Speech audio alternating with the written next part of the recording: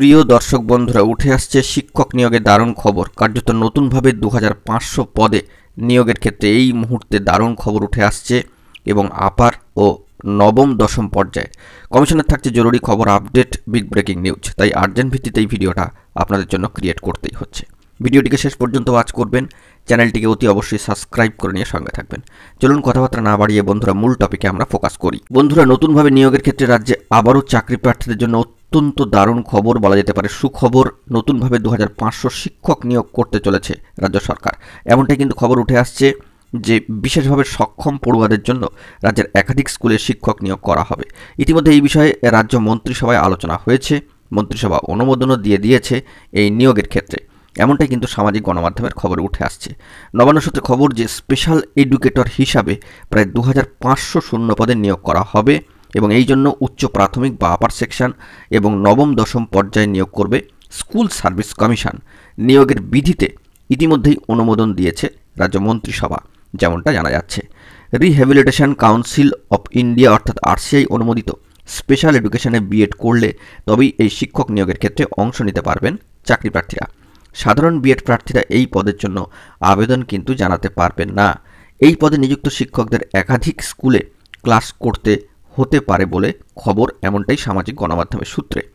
বিশেষভাবে সক্ষম পড়ুয়াদের জন্য নির্দিষ্টভাবে শিক্ষক নিয়োগের পদ্ধতি এতদিন কিন্তু চালু ছিল না।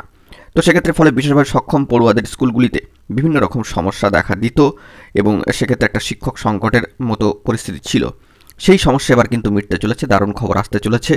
এবারে কিন্তু এই প্রথম বিশেষভাবে সক্ষম পড়ুয়াদের জন্য শিক্ষক নিয়োগ করতে চলেছে রাজ্য, যে অত্যন্ত ভালো একটি পদক্ষেপ।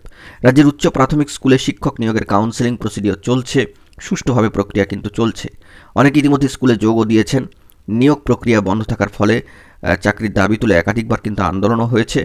তো সেই সমস্যা এবার কিন্তু মিটতে চলেছে, ফের নতুন করে শিক্ষক নিয়োগ হতে চলেছে। প্রসঙ্গত এখানে উল্লেখ্য যে চাকরি প্রার্থীদের বক্তব্য যে রিহ্যাবিলিটেশন কাউন্সিল অফ ইন্ডিয়া অর্থাৎ আরসিআই অনুমোদিত স্পেশাল এডুকেশনে বিএড প্রার্থীর সংখ্যা খুব বেশি নয়।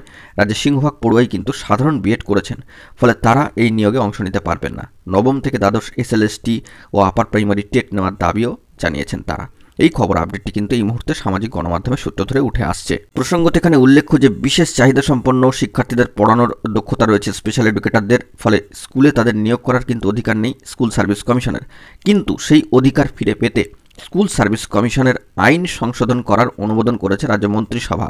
এই সংশোধিত আইনের মধ্যে দিয়ে 2500 জন স্পেশাল এডুকেটর নিয়োগের পথে এবার কিন্তু রাজ্য সরকার হাঁটতে চলেছে, যা অত্যন্ত ভালো খবর update. West Bengal School Service Commission recruitment of persons for appointment to the post of special educator teachers rules 2024 শীর্ষক সংশোধিত আইন আসছে।